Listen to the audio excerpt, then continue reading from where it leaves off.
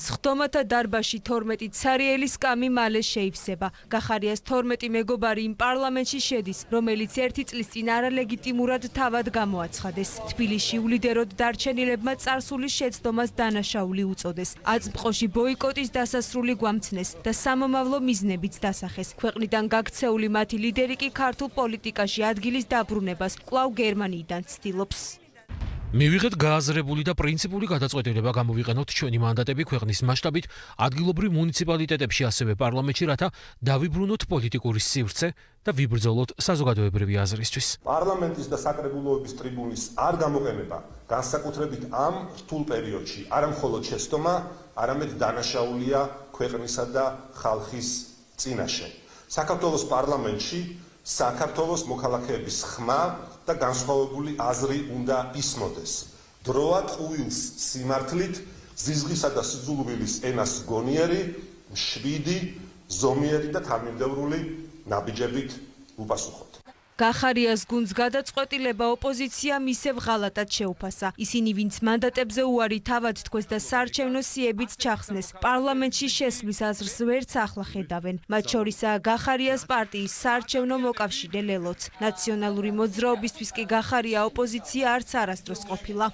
გახარიას ამორჩევლისთვის იქნება ძალიან მკაფიო და ნათელი სიგნალი, რას წარმოადგენს გერმანიაში გაქცეული გახარია, რომელსაც საერთოდ არ აინტერესებს არც ეს ქვეყანა, არც ამ ქვეყნის ოკუპაციის წინააღმდეგ ბრძოლა, საერთოდ არ აინტერესებს არც ერთი პროტესტის მონაწილე ადამიანი, რომელსაც აკავებენ ახლა და ციხეშია და საკუთარი კომფორტისთვის, ხელფასებისთვის და იმისთვის, რომ თითოეული ეს ადამიანი გადარჩეს, უბრალოდ შედის პარლამენტში. მე არ გამოვიცხავ, რომ ეს ასევე იყოს ნაწილი ქართულ ოცნებასთან ვაჭრობის, რა იყო ეს შეთანხმება, საბოლოოდ რის ფასად აკეთებს ამას გახარია, ეს ძალიან ცოტა ხანში გამოჩნდება. მე ვფიქრობ, რომ მნიშვნელოვანი მოქალაქეთა ინტერესები იქნას დაცული და წარმოდგენილი ადგილობრივ დონეზე, მაგრამ არალეგიტიმურ პარლამენტში, რომელმაც შექმნეს ეგრეთ წოდებული საგამოძიებო კომისია, რომელიც ასამართლებს თანამედროვე საქართველოს ისტორიას და რომელიც არის არალეგიტიმურად შეკრებილი ორგანო, ჩვენ ვერ ვხედავთ ასეთ ორგანოში ყოფნის რაიმე აზრს.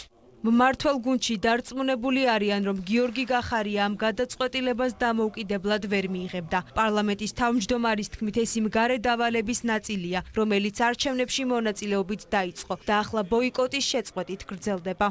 შემოსულები არიან 12 წევრი, ასე ვთქვათ, დღეს პარლამენტის წევრად ითვლება, უბრალოდ ისინი აცდენენ საპარლამენტო სხდომებს, ასე რომ ეს გაცდენ, ამ გაცდენებს თუ შეწყვეტენ, მათი გადაწყვეტილება.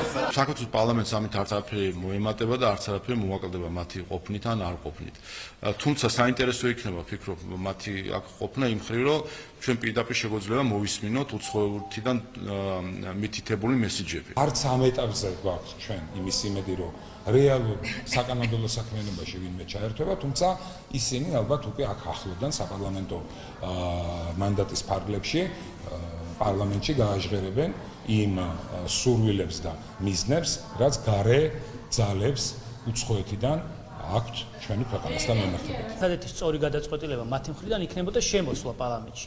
მაგრამ ამავე დროს ვერც ჩვენ და ვერც საზოგადოება ვერ დაივიწყებს იმ ერთწლიან სრულ, არ ვიცი, გალაშქრებას სახელმწიფოს და საზოგადოების წინააღმდეგ. ეს არის დანაშაული სახელმწიფოს წინააღმდეგ. იმიტომ რომ ეს არ არის რაც თვითონ ამბობენ, რომ უბრალოდ შეცდომა უნდათ, რომ დაარქვან ამ საქმეს, ეს არ არის რაღაც ერთჯერადი აქტი, ხო? მათ ჰქონდათ სრული შესაძლებლობა მთელი ამ წლის განმავლობაში, რომ რეალურად გაეაზრებინათ, რომ ეს იყო პოლიტიკური შეცდომა, მაგრამ არა, მათ ისინი შეგნებულად წავიდნენ ამ ობსტრუქციის გზაზე. ერთწლიანი ბოიკოტის შემდეგ გახარიას გუნდს პარლამენტში პირველი სამუშაო დღე მომავალი კვირის სამშაბათს ექნება.